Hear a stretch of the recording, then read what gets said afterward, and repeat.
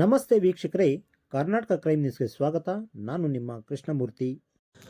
ಕಳೆದ ಕೆಲವು ದಿನಗಳಿಂದ ಬಾಗೇಪಲ್ಲಿ ಠಾಣಾ ಸರಹದ್ದಿನ ರಾಷ್ಟ್ರೀಯ ಹೆದ್ದಾರಿಯಲ್ಲಿ ಕೆಲವು ಪುಂಡರು ದ್ವಿಚಕ್ರ ವಾಹನಗಳನ್ನು ಅತಿ ವೇಗ ಮತ್ತು ಅಜಾಗರೂಕತೆಯಿಂದ ಸಾರ್ವಜನಿಕರಿಗೆ ತೊಂದರೆ ಆಗುವ ರೀತಿಯಲ್ಲಿ ವೀಲಿಂಗ್ ಮಾಡುತ್ತಿರುವುದಾಗಿ ಸಾಮಾಜಿಕ ಜಾಲತಾಣದಲ್ಲಿ ಮತ್ತು ಸಾರ್ವಜನಿಕರಿಂದ ಮಾಹಿತಿ ಬಂದಿರುತ್ತದೆ.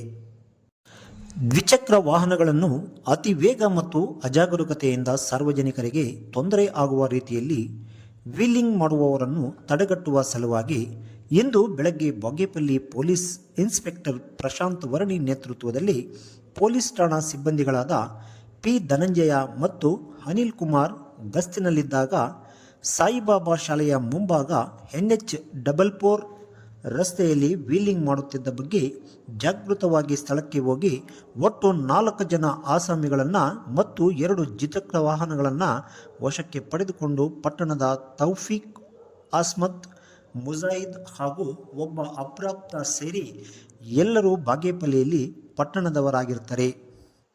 ಇದರ ಬಗ್ಗೆ ಬಾಗೇಪಲ್ಲಿ ಪೊಲೀಸ್ ಠಾಣೆಯಲ್ಲಿ ಪ್ರಕರಣ ದಾಖಲಿಸಿ ಮುಂದಿನ ಕಾನೂನು ಕ್ರಮ ಜರುಗಿಸಲಾಗಿದೆ ಎಂದು ತಿಳಿಸಿದ್ದಾರೆ.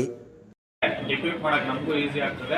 ನಿಮ್ಮ ಲೀಡರ್ಸ್ ಹತ್ರ ಬಂದು ಭೇಟಿ ಆಗ್ತಾರೆ, ಮುಗಿಯೋವರೆಗೂ ಇರ್ತಾರೆ. ಮುಗಿದಾದ್ಮೇಲೆ ಶಾಂತಿಯುತವಾಗಿ ನಮ್ಮದು ವಾಪಸ್. Okay sir. 12 ಸರ್ ಮಾರ್ಗ ಒಂದು ನಿಮಿಷ.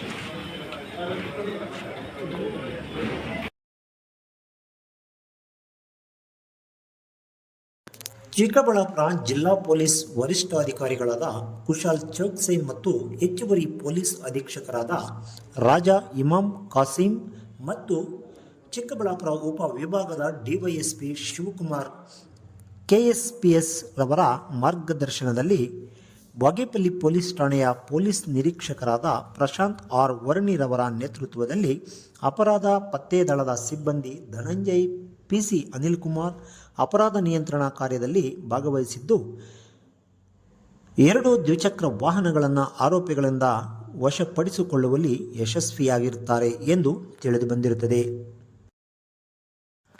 ವರದಿ ಸುಬ್ಬು ಬಾಗೇಪಲ್ಲಿ. ನಿರಂತರ ಸುದ್ದಿಗಾಗಿ ನೋಡ್ತಾ ಇರಿ ನಿಮ್ಮ ಕರ್ನಾಟಕ ಕ್ರೈಮ್ ನ್ಯೂಸ್. ಧನ್ಯವಾದಗಳು.